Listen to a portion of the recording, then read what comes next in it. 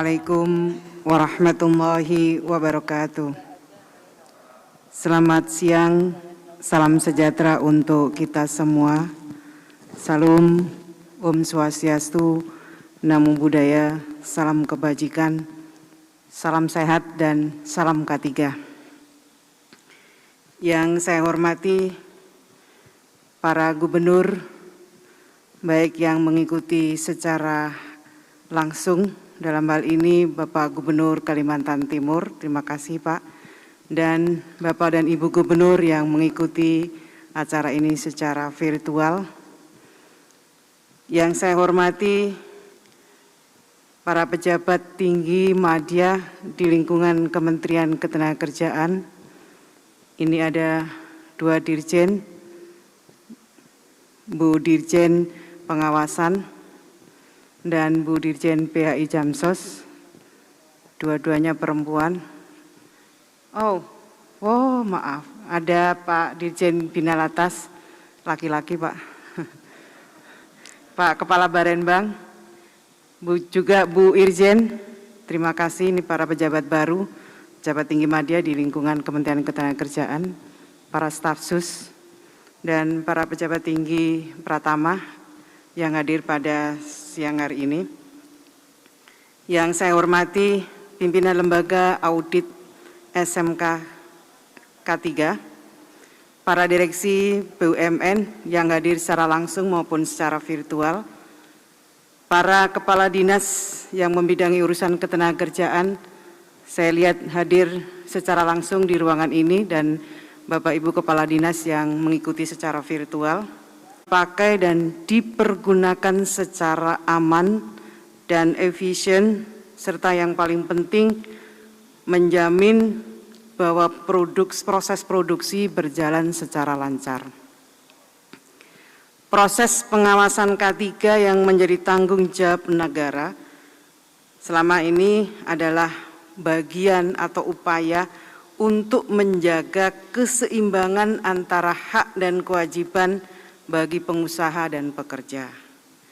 Keseimbangan tersebut diperlukan untuk menjaga kelangsungan usaha dan ketenangan kerja yang pada akhirnya akan meningkatkan produktivitas kerja, dan pada akhirnya goals-nya adalah menciptakan kesejahteraan bagi para pekerja. Hal ini sesuai dengan tujuan dari SDGs yang hendak dicapai oleh pemerintah hingga tahun 2030. Yang pertama atau diantaranya saya kira pengentasan segala bentuk kemiskinan, ini tujuan yang pertama, dan mempromosikan pekerjaan yang layak dan pertumbuhan ekonomi berkelanjutan dan inklusif. Ini tujuan ke-8. Salah satu syarat bahwa pekerjaan itu dinyatakan layak adalah terpenuhinya perlindungan keselamatan dan kesehatan kerja. Oleh karena itu, Bapak dan Ibu, kegiatan kita hari ini adalah langkah untuk terus mengkampanyekan K3, yaitu dengan memberikan penghargaan kepada pihak-pihak yang telah berhasil menerapkan K3, baik kecelakaan nihil, sistem manajemen K3, pencegahan dan penanggulangan HIV/AIDS, maupun pembina K3, serta untuk ini yang terbaru, berhasil mencegah menanggulangi COVID-19.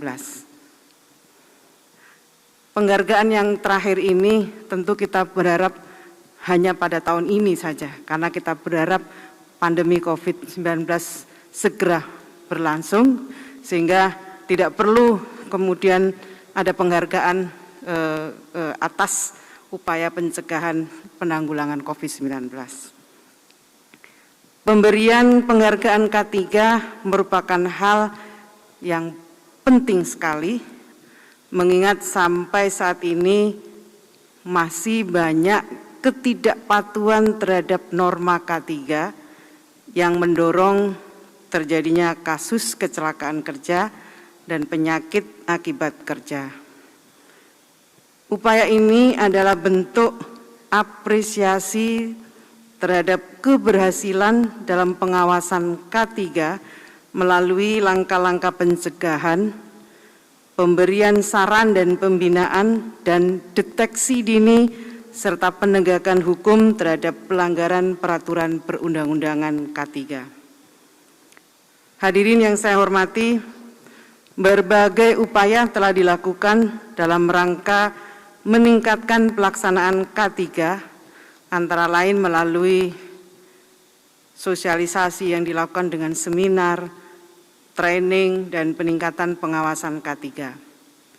Upaya tersebut sudah beberapa tahun memperlihatkan hasil di mana perusahaan yang mempertahankan nihil kecelakaan setiap tahunnya mengalami peningkatan.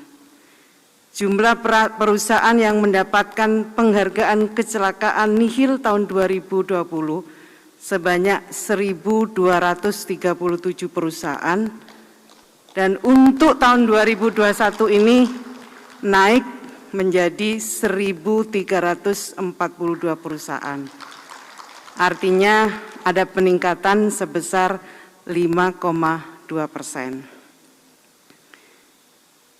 Dan selanjutnya untuk meningkatkan efektivitas perlindungan K3 secara terencana, terukur, terstruktur, dan terintegrasi dengan sistem yang ada di perusahaan, maka penting bagi dunia industri untuk menerapkan sistem manajemen K3 atau SMK3.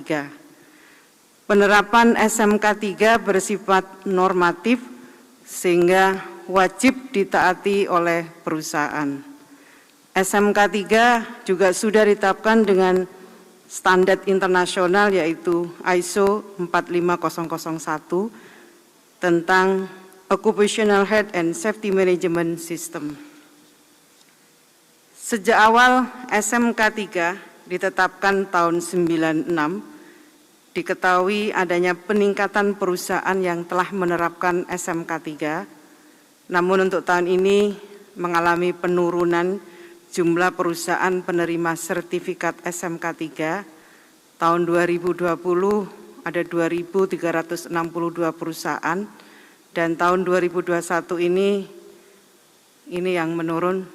Saya kira saya mengingatkan kepada manajemen perusahaan, menurun menjadi 1.616. Penurunannya cukup signifikan, 31%.